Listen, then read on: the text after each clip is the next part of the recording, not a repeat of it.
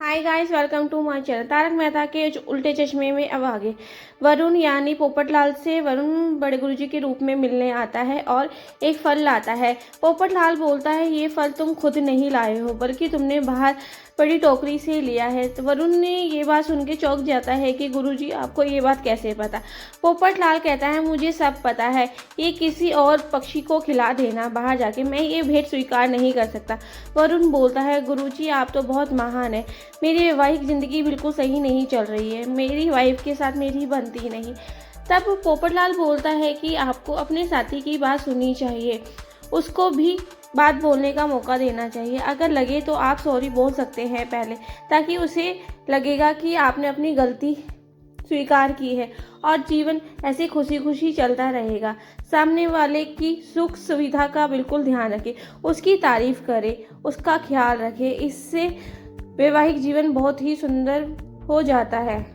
दोनों साथ में गुस्सा हैं तो एक को शांत होकर दूसरे की बात सुननी चाहिए और सॉरी कह के बात को टाल देना चाहिए। झगड़े को बीच में टालकर नहीं जाना चाहिए, इससे झगड़ा और बढ़ जाता है।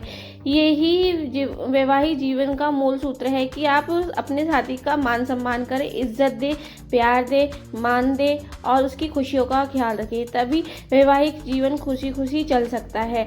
वरुण ऐसे विचार सुनकर बहुत ज़्यादा प्रसन्न हो जाता है, बोलता है, वाह गुरुजी आपने कितना अच्छा ज्ञान दिया, कितने अच्छे विचार है, मैं ऐसा ही करूँगा, मैंने आज तक ऐसा नहीं किया, तभी मेरा वैवाहिक जीवन सही नहीं चल रहा था। ये बात सुनकर वरुण उनका आशीर्वाद लेके चला जाता है और बाहर जाके सबको बोलता है, कौन है ये गुरुजी, इतने महान, इनके विचार इतने अच्छे हैं, इन्होंने इतना अच्छा ज्ञान दिया, इससे मेरा जीवन तो सुखी में हो ही जाएगा जैसे इन्होंने कहा है। बाहर आपको सबको पता लगता है कि वरुण जी बड़े गुरुजी से मिलकर बहुत खुश हैं, उन्हें उनका आशीर्वाद मिल गया। वहीं अंदर पोपटलाल और बापूजी ये सुन रहे होते हैं कि वरुण जी को हमसे मिलकर कैसा लगा। वो ये जानना चाहते हैं कि उसको शक तो नहीं हुआ, हमने जैसे मिला उसे लगा तो कि वो बड़े गुरुजी से मिला।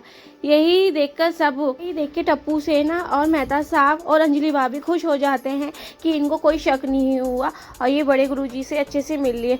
वहीं बॉस पूछते हैं, वरुण तू ठीक है ना, तूने अपनी प्रॉब्लम बता दी, बड़े गुरुजी का आशीर्वाद ले लिया ना। वरुण बोलता है, हाँ ये बहुत अच्छे विचार हैं, इन्होंने बहुत अच्छी शिक्षा दी है, मुझे आशीर्वाद भी दिया, मैं तो इनसे मिलके धन्य हो गया।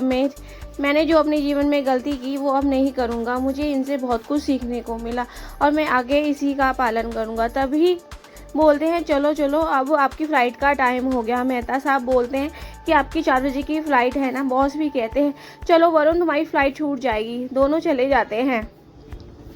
मेहता साहब अपने बॉस और वरुण को बाहर छोड़ने जाते हैं। तभी बॉस कहता है कि मुझे गुरुजी से एक बार फिर मिलना है और वो वापस अंदर आ जाते हैं। वहीं सभी बापूजी, पोपटलाल, टप्पू सेना और अंजलि भाभी खुश हैं कि सब कुछ अच्छे से हो गया। डांस कर रहे होते हैं, वैसे ही बॉस आ जाता है। चौंक जाते हैं कि ये कैसे आ गए। वहीं बापूजी और पोपटलाल बिल्कुल सीधे खड़े हो जाते हैं और बॉस बड़े गुरुजी यानी बापूजी से बात करता है कि मुझे आपका फिर से आशीर्वाद चाहिए। बापूजी और पोपटलाल दोनों ही क्वेश्चन का आंसर कर रहे होते हैं, दोनों एक साथ जवाब देते हैं, दोनों बहुत अटपटा आंसर देते हैं, तब भी उनको शक नहीं हो पाता।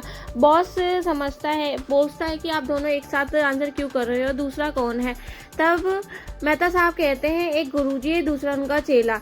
दोनों को ये लगता है क्योंकि दोनों अलग अलग मिले तो दोनों को ये शक नहीं होता कि दोनों गुरुजी हैं।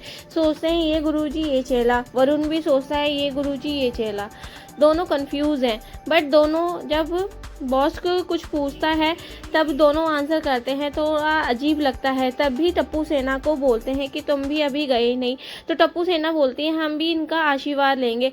तब बॉस चालाकी मारता है और कहता है कि तुम इनका आशीर्वाद लो, तो टप्पू सेना भी चालाक, वो सीधा पोपटलाल और गुरुजी का आशीर्वाद लेते हुए पीछे से घूमकर सामने आके खड़े हो जाते हैं। तब बॉस बोलता है कि तुमने दोनों का आशीर्वाद क्यों लिया। तब टप्पू सेना बोलती है, उसमें से टप्पू बोलता है कि हम अपने बड़े बुजुर्ग का भी आशीर्वाद लेते हैं, इसलिए हमने गुरुजी के साथ बड़े बुजुर्ग का भी आशीर्वाद लिया है। तब बॉस कहता है तुम्हारे तो बहुत अच्छे विचार हैं, इस सोसाइटी के बच्चे कितने होनहार हैं, देखो उनके कितने अच्छे विचार हैं। मेहता साहब के बॉस कहते हैं मैं भी गुरुजी के आशीर्वाद ले लेता हूँ। तब से पहले बोलते हैं कि वरुण तू ले ले। जब वरुण गुरुजी का आशीर्वाद ले रहा होता है तो मेहता साहब अपने बॉस को अपनी बातों में उलझा लेते हैं अपनी साइड फेस करके। और जब बॉस आशीर्वाद ले रहे होते हैं तो मेहता साहब वरुण को अपनी बातों में उलझा लेते हैं अपनी साइड फेस कर, ताकि दोनों देख ना पाएँ कि किस गुरुजी का आशीर्वाद लिया बॉस ने और वरुण ने। मेहता साहब सब हैंडल कर लेते हैं अपने तरीके से, कोई देख ही नहीं पाता किसने किसका आशीर्वाद लिया। दोनों गुरुजी का आशीर्वाद लेके जा ही रहे होते हैं कि इतने में वरुण को मैसेज आता है कि फ़्लाइट 2 घंटे लेट है। फिर टप्पू सेना कहती है कि नहीं आपको अभी निकलना चाहिए, आपको मुंबई के ट्रैफिक के बारे में नहीं पता, कभी कभी तो 2-2 घंटे लग जाते हैं ट्रैफिक में। यही बात वरुण के बॉस भी बोलते हैं, वो बोलते हैं वरुण तुम्हें अभी ही चलना चाहिए। वो दोनों चले जाते हैं और टप्पू सेना बहुत खुश होती है, साथ में मेहता साहब और अंजलि भाभी भी सब खुशी मना रहे होते हैं कि इतने में वरुण वापस आ जाता है, क्योंकि वो अपना बैग भूल गया था और देखता है कि सब खुश हैं और ये देखकर सब चौंक जाते हैं कि वरुण ने हमें देख लिया। वरुण बोलता है ये आशीर्वाद और गुरुजी सब नाटक था ना, पर जो भी था मेरे लिए तो ये सच में बड़े गुरुजी हैं जिन्होंने मुझे इतने अच्छे विचार दिए, इतनी अच्छी शिक्षा दी। इससे मेरा जीवन सफल हो जाएगा जो मुझे आज तक किसी से नहीं मिला। इसके लिए थैंक यू। और आप डोंट वरी, मैं ये सब बातें आपके बॉस को नहीं बताऊंगा। मेहता साहब कहते हैं आपको पता ही है मेरी जॉब का सवाल था, इसीलिए मैंने ये सब किया। वरुण कहता है कि आप टेंशन मत लीजिए, मैं नीचे जाकर अंकल को कुछ नहीं बताऊँगा और मैं इनका आशीर्वाद लेना चाहता हूँ। तब कहते हैं कि मेरे आशीर्वाद लेने की कोई ज़रूरत नहीं है, मैं पत्रकार पोपटलाल हूँ, सकते हैं तो मेरे लिए एक सुकन्या ज़रूर ढूंढ लीजिए शादी के लिए। तब वरुण कहता है बिल्कुल अगर कोई होगी तो मैं ज़रूर बताऊंगा। आप मेरा नंबर मेहता साहब से ले सकते हैं और बायोडाटा मैं इनको दे दूंगा।